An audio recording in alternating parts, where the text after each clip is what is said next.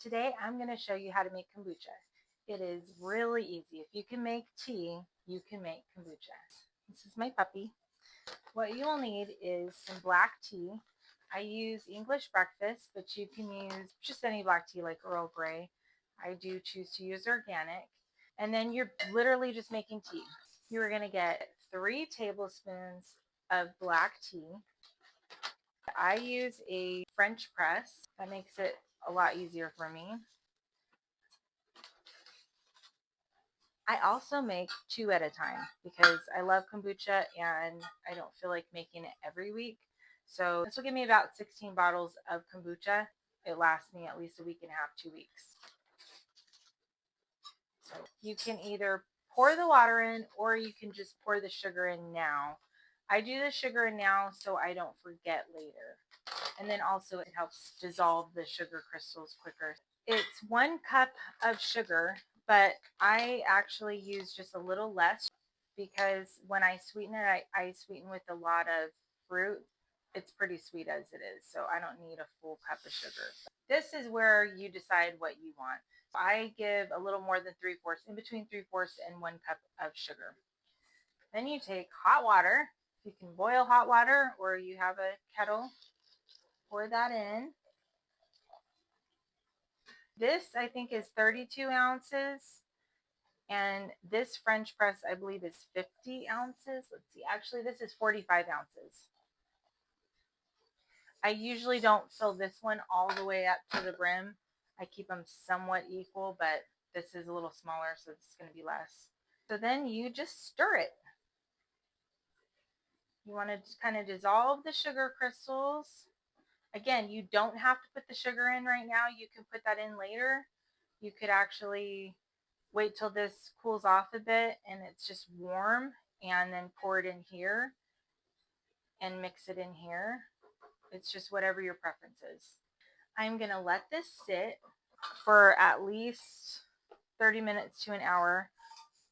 Typically, what I'll do is I'll make it and I'll let it sit for like 3 hours and get back to it later. In the meantime, while you're waiting or just before, what I'll typically do is I'll fill it about halfway or a little less than halfway of water just to get going each. Then once this has cooled down enough, I'll pour that in here. The biggest thing is you don't want to kill your kombucha starter or your SCOBY with too high of heat, or too low can cause problems. But basically you want to be in the high 60s to mid 80s. So 90 degrees, that's too hot. I'll let this steep for a bit. In about an hour or so, I'll come back. I'll pour this into my 2 gallons. So you just need a 1-gallon container. You don't want to use plastic, and you actually really don't want to use metal with the kombucha. So like ceramic or glass is fine. Once the tea is done and it's cooled down enough, I'll pour them in the glass jars and then I'll fill up almost the rest with the water. I'll stop right about here. And then what we're going to do is we're going to take the starter and we're going to get 2 cups of starter. Biggest key is making sure this is not too hot. So once I'm pouring this in with the water, that will cool it down more. If I'm in a rush and I really want to get things cool, I'll do a little less water and I'll just throw some ice cubes in there and then cool down the tea that way before I put the kombucha in. Once you have this done, then you pour 2 cups of kombucha starter and you put a SCOBY in there. And we'll get to that later. We'll do that step in a bit once this is cooled down. Then what I like to do is I will top the rest off with water and I will stop right about here because I want to get as much kombucha as possible. And that is what works for me. So again, the biggest factor is to not put the kombucha in too early. If you put your starter in too early, you will kill your starter. You don't want to do that.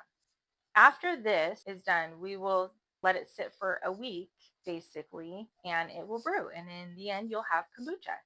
After a week, that's when the flavoring side of things begins. So kombucha is, you basically have 2 fermentation phases. Phase 1 is just making brewing the tea, making the kombucha, and at the end of the week, pretty much a week, it can be 5 days, it can be a week and a half depending on temperature.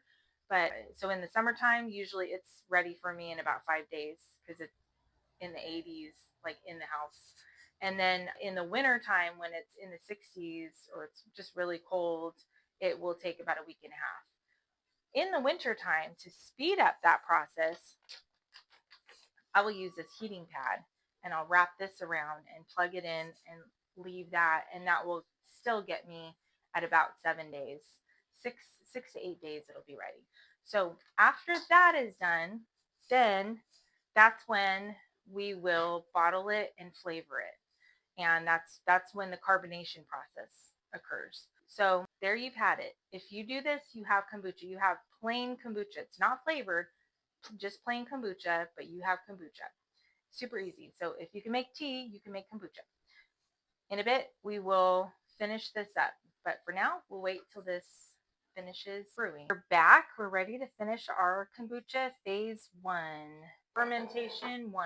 What we'll do, I washed my hands. That's important if you're going to deal with the kombucha because you're going to have to grab the SCOBY. I've already pre-filled my gallon jugs of water. So I filled them a little less than halfway. And I do that, well, just to get it done, but I also do that so that if the tea is too warm, it will dilute it and it'll cool it down a bit more. I'm finishing filling up the rest with my starter tea, which is just black tea and sugar. This one is roughly maybe 4 cups, and this is roughly maybe 5 or 6. I didn't fill this one all the way to keep them somewhat equal, but I would say just aim for maybe around 5 cups. But it's okay if it's a little off. It's not really going to make a ton of difference from what I have noticed. So we have our starter tea and we have our water. Just by feeling, I can tell that it's fine, but for the sake of the video, I'll get a thermometer and test it.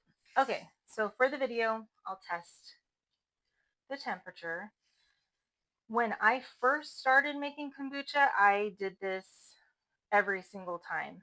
Now I don't ever test the temperature unless I'm like, it's 10 o'clock at night and it feels too warm, but I don't want to wait till it cools off. But even then, in that case, I'll just throw some ice cubes in there before I put the kombucha in, just to be safe. So it's in the high 70s. It's ready to go. This is the SCOBY Hotel.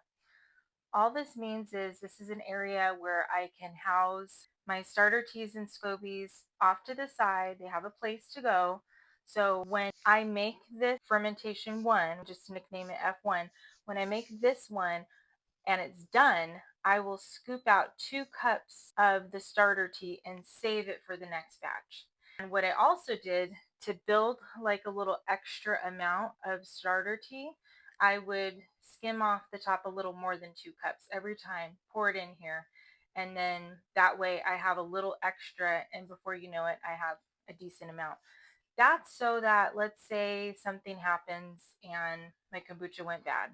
It got contaminated. You have to toss it if you see mold or anything like that. I would say that's really not common. I've never had an issue unless there's like something specific happening in the house. But other than that, it's pretty easy to make.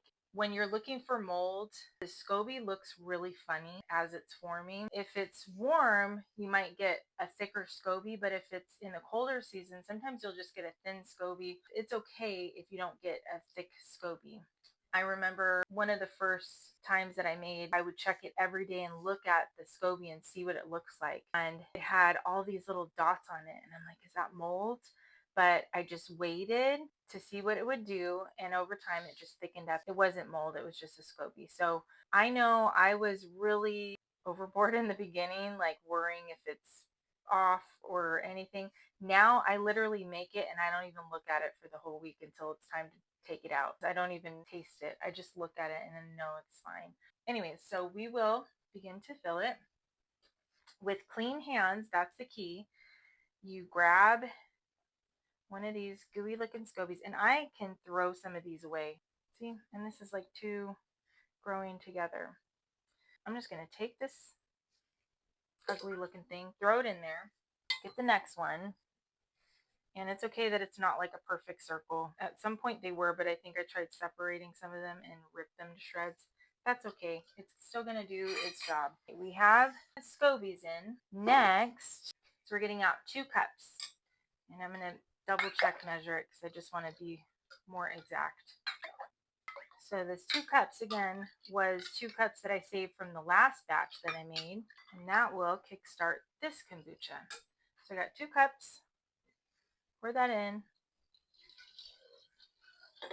So again, once this is done, I'll basically be letting this sit for about a week. When you're testing it, so if you live in a warmer environment, like in the 80s, it might be ready in 5 days. You can taste it. There we go.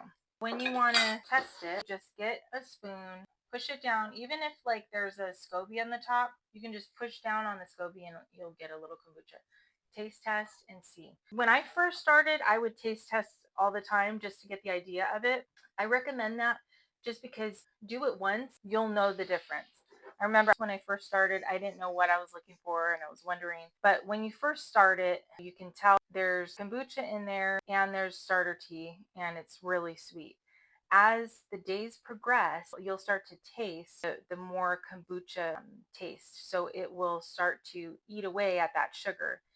If you go too long, you're not going to have any sweet taste to it. You want to get that sweet spot where it still is sweet, but it has that kombucha, not vinegary yet, but just that little kick in there. You can kind of play around with how many days, but typically for me, it's just about 7 days. In the winter time, I'd let it go a week and a half. And there were times where I let it go a week and a half in the summer and I didn't mean to, and it got too vinegary. I will make another video if you accidentally let it go for too long. There's a way to fix it, but I'm not going to overwhelm you with that just yet. Our little SCOBY hotel is done. And now I'm just going to top this off. So my camera died and I wasn't able to video finishing topping off the rest of the kombucha with water. But I figured I'd show you now what it looks like halfway through the process. I started this on Sunday night and today is Thursday. I want to give you a close-up look at the kombucha when I do the little reveal. So I'll pull these off and you can check it out.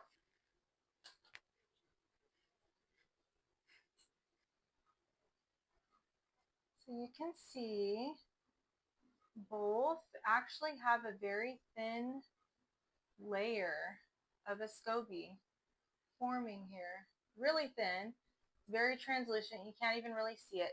And then the original SCOBY floated up to the surface, which is totally normal. It's fine even if it doesn't float to the surface. It's not a big deal as long as it's in there.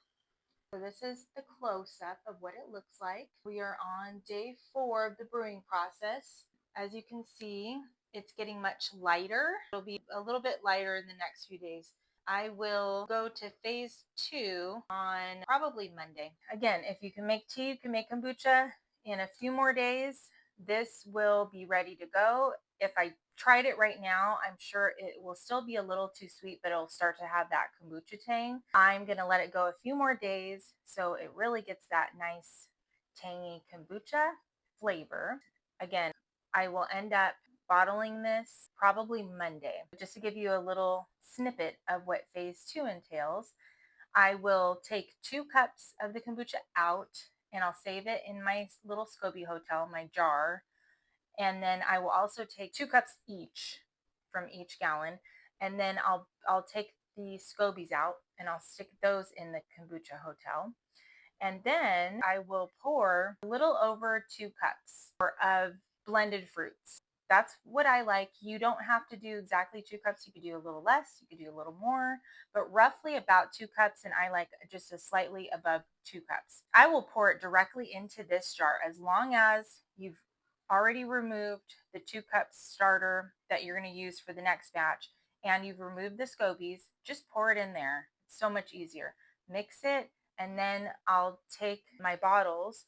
I'll probably get about 8 bottles filled. I just recycled my old Health Aid kombucha bottles. So if you're using like the GT, I'm not sure, it looks like it's more, But anyways, so it's roughly 7 to 9 bottles that you'll get out of 1 gallon. Then you'll just pour it into the individual bottles and then tighten the caps and let it sit. And then you just stick it to the side for about 3 days. In the winter months, sometimes it could be closer to 5 days, but typically about 3 days is good, 3 to 4 days for me. If again it's a little in the colder season, I will use that heating mat and I'll just wrap it around all the bottles and I'll stick them nice and close together. And that really helps speed up the process. So I hope this has encouraged you to give it a shot. All you need is a gallon jar, some black tea, some sugar, and a kombucha starter. You can buy the starter online. That's what I did. I bought mine off Amazon, and I bought in 2 different kinds because once my kombucha got destroyed, got contaminated. So then I bought another one. I'll link both in the description if they're still around. That's all you need to get started. It's really easy. If you like kombucha, you'll love making it at home and saving a ton of money. And then also you can tailor the flavor to exactly how you like. So now I'm so used to drinking my own kombucha at home. When I buy a kombucha once in a blue moon, I'm kind of disappointed. It makes me miss my own kombucha. So I'm like, oh, why didn't I just make it sooner? That's the only time that I'll buy it if I'm like really wanting a kombucha and I delayed on making my batches and they're not ready. But even then, I will make a batch once I've bottled it, as long as it's been like a day or so. Sometimes I'll just take one, stick it in the fridge, and then drink it so it's not fully carbonated, but it's still kombucha. So if I'm really desperate, that's what I'll do. I'll also do that when I'm checking it. So let's say it's day 3 and I think it's ready. I'll just take one, stick it in the fridge. Once it's cooled down, I'll open it and I will show you that process and the process of opening bottles. You kind of got to be careful because you're opening a bomb sometimes. I'll open it, test it, and then if I feel like the rest are ready, I'll stick them in the fridge. If they're not, I'll leave them out another day. That's it. Anyways, be on the lookout for the second fermentation process. Once these are done, I will bottle them and show you what that looks like. Thanks for watching.